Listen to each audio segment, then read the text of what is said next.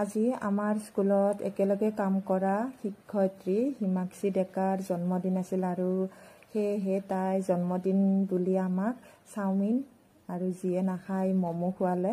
মই বাৰু মমোকে খালোঁ। বাৰ্থডে বুলি অলপ ভিডিঅ' কৰি ল'লোঁ আৰু। ঠিক আছে।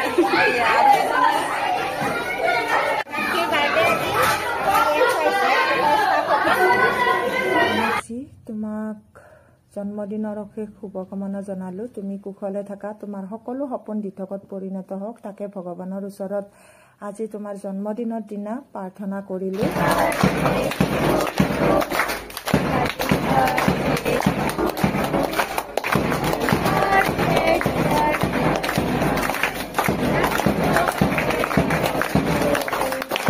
হিমাক্ষীৰ লগতে আমাৰ স্কুলৰে ক্লাছ 3ত পঢ়া ছাত্ৰ গগন ডেকাৰো জন্মদিন আছিল আৰু সেয়েহে দুয়োজনকে একেলগে মৰ্ণিং এছেম্বলিৰ সময়ত বাৰ্থডে উইচ কৰা হ'ল।